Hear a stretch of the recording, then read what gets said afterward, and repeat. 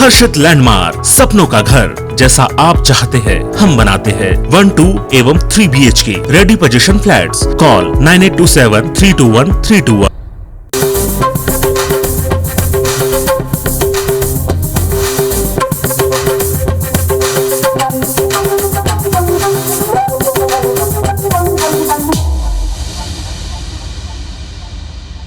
नमस्कार, स्वागत है आप सभी का हमारे खास कार्यक्रम छत्तीसगढ़ के रंग में। मैं हूं आपके साथ ज्योति सिंह और इस कार्यक्रम के माध्यम से हम छत्तीसगढ़ के उन कलाकारों को आपके सामने लाते हैं जो दूर दराज के इलाकों में भी रहकर अपनी प्रतिभा की आवाज दूर दूर तक यानी कि आप तक पहुंचा रहे हैं। इस बार भी हमारे साथ एक ऐसी ही कलाकार हैं जसमीत कौर, जो कि कोरिया की बेटी के नाम से जानी जाती है। 16 साल की ये बच्ची है, लेकिन अपनी मधुर आवाज और अपनी प्रतिभा से काफी दूर तक अपनी आवाज पहुंचा रही है। तो आज हम बातचीत करेंगे जसमीत से। जसमीत, बहुत बहुत स्वागत है आपका। बहुत बहुत धन्यवाद, प्रणाम, जय जोहार, जय छत्तीसगढ़। कोरिया की बेटी का जो ये तमगा है जसमीत, कैसे मिला आपको? कैसे लोग जानते हैं कि आप कोरिया की बेटी हैं? चाहे CM हो, चाहे स्वास्थ्य मंत्री हो, चाहे चरणदास महंत हो, सभी आपको इतना प्यार करते हैं। कैसे ये संभव हुआ? ये संभव, सबसे पहले तो इसका क्रेडिट मैं अपने मम्मी पापा को देना चाहूँगी, क्योंकि उनके बिना शायद कुछ भी पॉसिबल नहीं है। और उन्होंने मुझे, वैसे हर पेरेंट्स यही चाहते हैं कि उनके बच्चे पढ़ाई के क्षेत्र में आगे बढ़ें, बट पढ़ाई के साथ साथ उन्होंने मुझे फाइन आर्ट्स और ये सिंगिंग जैसी एक्टिविटी जो कि मेरी हॉबीज़ हैं उसमें मुझे आगे बढ़ाने का अवसर दिया। इन सब का मुझे प्यार करना, उसका रीज़न यही है कि मैं अपनी कला से मैं चाहती हूँ कि छत्तीसगढ़ ही नहीं, छत्तीसगढ़ चूँकि बहुत सीमित हो जाता है, संस्कृति के मामले में थोड़ा सा पीछे हो चुका है, तो मैं चाहती हूँ अपनी कला से कि छत्तीसगढ़ के 36 रंग पूरे देश में नंबर 1 बने। इसलिए मैं अपना ये जो पॉइंट है वो सबके सामने रखती हूँ। तो उन्हें मेरी ये बात सबसे ज़्यादा अच्छी लगती है कि मैं ये जो रंग हैं वो पूरे भारत में लहराना चाहती हूँ। तो उसके लिए मुझे वो सब बहुत आशीर्वाद देते हैं, इसके लिए मैं उनका धन्यवाद भी देना चाहूँगी। तो बस यही एक वजह है कि वो मुझे बहुत प्यार करते हैं सब। तो कोरिया की बेटी का दर्जा तो मिल चुका है आपको। आपसे बातचीत हम लगातार करते रहेंगे जसमीत, चूँकि आप गायिका के माध्यम से ये छटा बिखेर रही हैं। तो सबसे पहला जो गीत है वो हम आपसे सुन लेते हैं।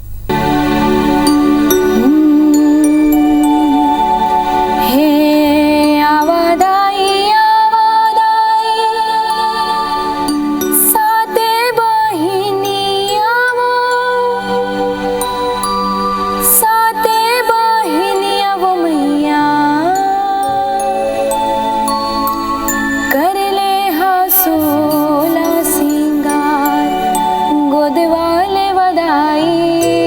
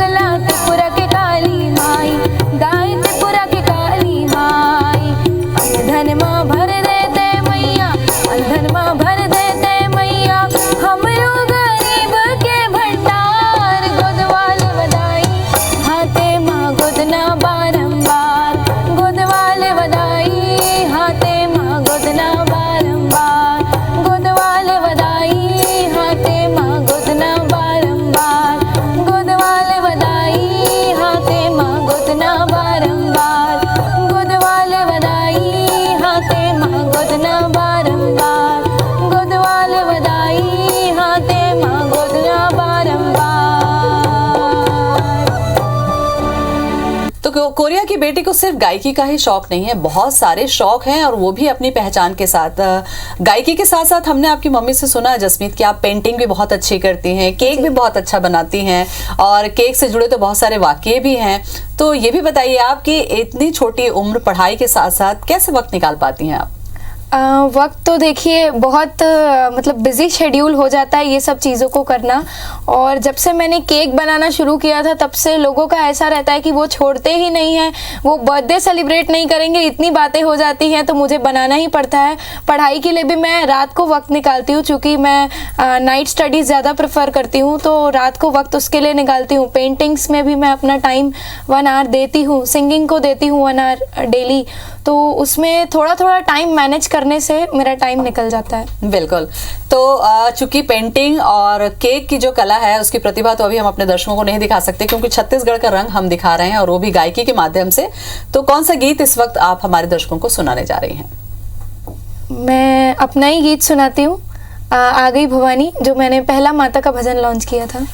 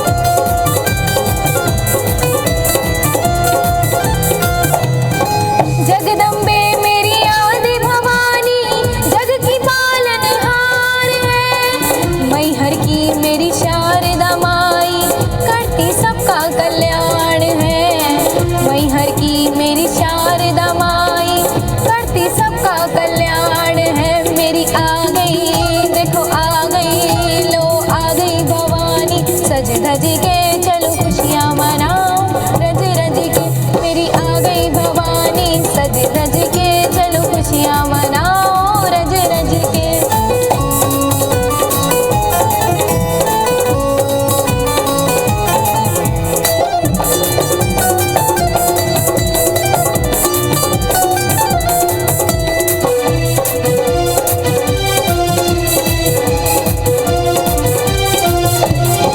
ऊंचे ऊंचे पर्वत पर जहाँ वैष्णो देवी का वास है, जगमग जगमग ज्योत जले ज्वाला माँ जिनका नाम है।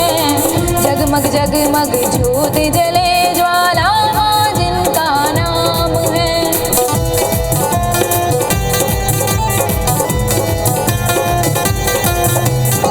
ऊंचे ऊंचे पर्वत पर जहाँ वैष्णो देवी का वास है, जगमग जगमग ज्योत जले ज्वाला माँ जिनका नाम है। जगमग जगमग ज्योत जले ज्वाला माँ जिनका नाम है। मेरी आ गई देखो आ गई लो आ गई भवानी सज धज के चलो खुशियाँ मनाओ रज रज के। मेरी आ गई भवानी सज धज के चलो खुशियाँ मनाओ रज रज के। चलो खुशियाँ मनाओ रज रज के। चलो खुशियाँ मनाओ रज रज के। चलो खुशियाँ मनाओ रज रज के। चलो खुशियाँ मनाओ रज रज के। माँ भवानी का ये जो पर्व होता है शारदीय नवरात्र, छत्तीसगढ़ में भी इसको कुछ अलग तरीके से मनाया जाता है। जवारे लगाए जाते हैं, जोत जलाई जाती है। माता की भक्ति हर प्रदेश में अपने अपने तरीके से की जाती है। आपको लगता है कि माता की भक्ति का जो गीत आप गाती हैं जसमीत, उसमें एक अलग ही ऊर्जा, एक अलग ही उत्साह हमेशा की तरह मिलता है? कैसा लगता है जब आप भजन गाती हैं? देखिए भजन जो है वो मैं बचपन से सुनना पसंद करती थी और मुझे अच्छा लगता था।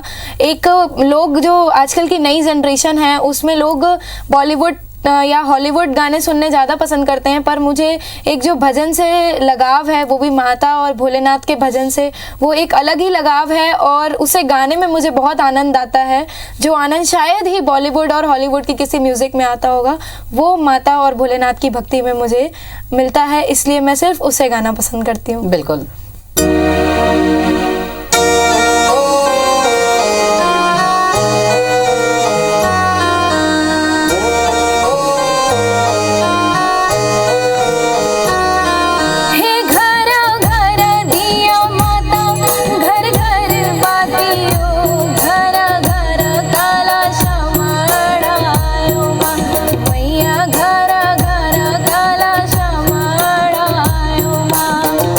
घर